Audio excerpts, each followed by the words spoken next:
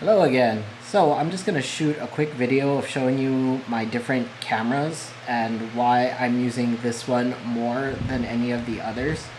This is my Canon EOS T5i. It's a wonderful camera. I love this camera, and the best thing about it is it has a flip around screen so I can see what I'm shooting, and it also has a mic input. The other two cameras I have don't have that, so yeah. Anyways, yep, so we're going to continue this video. This is the first camera, Canon EOS T5i. It's not the best Canon camera. It's probably in like the maybe beginner range if you want to go that way, but I mean, it still takes great video. I love the video quality of it. It does look good.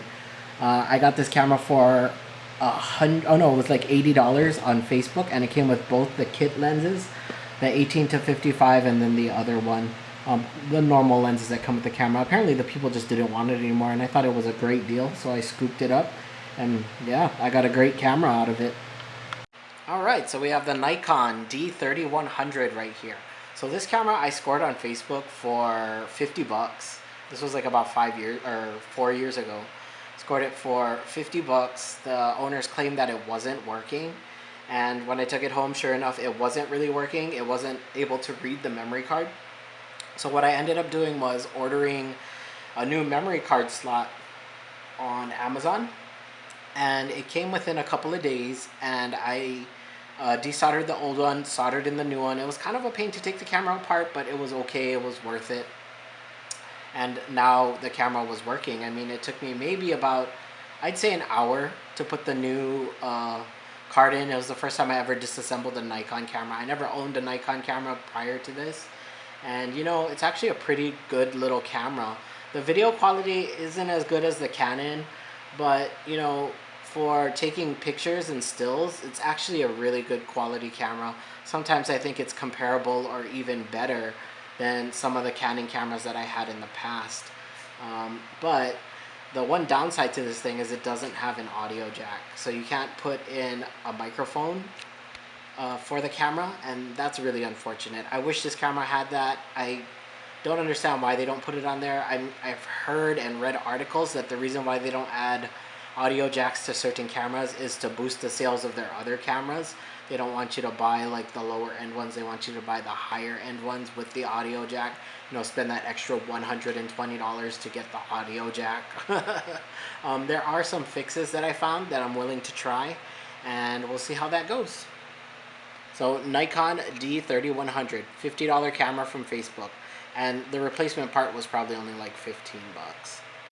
All right, so here we have the Sony Alpha Nex 5. This is actually an excellent camera. I love the video quality on this camera, but for some reason lately I haven't been able to load it onto my computer. I don't know if there was like a software change or something with the software that I'm using, but it can't load the AVC HD video anymore.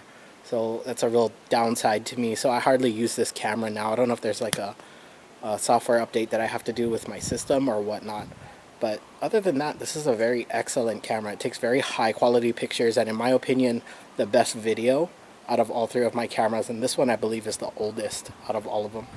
But other than that, it's a great camera. So Sony Nex 5, I got it for 100 bucks on Facebook, and yeah, can't ask for much more than that. I take this camera to the water park and to the beach and stuff like that. It's a perfect compact size mirrorless camera, if you don't know what the Sony Nex 5 is. There's a lot of features missing on this camera, like there's no microphone input, so you can't really hook up a mic to it. They do sell a proprietary mic, but that thing is terrible from what I see, and that's the only one that works with the camera. I did see a hack where you can cut open that mic and put in an audio jack into there, but to me that's not worth it because you won't, those things are expensive. Like the microphones that Sony sells is like $50 to $100, so you won't be able to get the thing for a very cheap price, the microphone dongle for a cheap price. But other than that, this camera's video quality to me is excellent. I have to shoot an MP4 right now on this camera because the AVC HD no longer loads up on my computer. So yeah, but still, the video quality is great to me. Sony Nex 5, got it for $100 on Facebook. But other than that, yeah, that's the whole reason why I use this one more than any of the other ones, is because the quality is good. It has the microphone input, it has the image stabilization, and it also has the quiet autofocus, which is great. You don't hear that ring noise. I had a Canon 60D. I no longer have it. I just sold it last year. But yeah, so the 60D had a autofocus that was so loud. It would just go anytime I'm trying to focus in on something or trying to shoot a video. So yeah, but yeah, I love this little camera. This camera is probably my favorite camera right now. The newest camera to my collection. I got this in April. The Sony one I had for a few years, and the Nikon one I had for a few years. So yeah, other than using this camera, I'll use my phone, which I'll shoot a quick video at the end for, so you guys can see the quality of that. It's an iPhone 8, spoiler. But yeah, so that's the reason why I picked this camera over all the others. It is a little heavier than the other cameras. The Nikon one is actually pretty light, but this is still pretty easy to hold in my hand, like how I am now. I'm shooting everything today by hand. I'm not using any tripod or anything like that, just so you guys can see like the stabilization of the image. You could see the Nikon was a little shaky, and so was the Sony, was because of the lack of stabilization. But yeah, so I'm gonna bust out my phone next, and you guys will see the quality of that.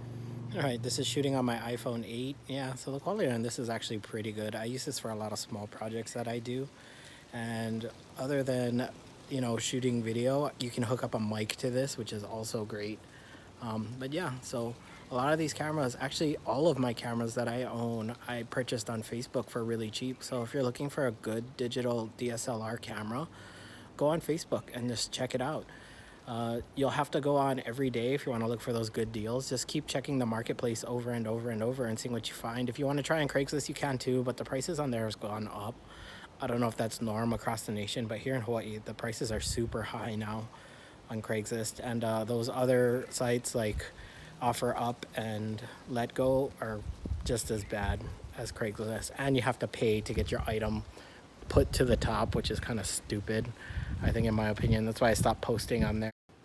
Oh, sorry, there was a walker. Someone was walking by. But yeah, if you guys are looking into getting into making videos, just go on Facebook and get a cheap camera. That's like the best option. Make sure you do your research on your cameras before you buy it. There's a lot of DSLRs out there. I always research my cameras before I buy. But there's a lot of DSLRs out there, even nowadays, that don't do video, which is kind of weird. It's kind of weird to have a camera now that doesn't do video. I guess it's just the norm nowadays. But anyways, that's going to be it for today. You guys have a nice day.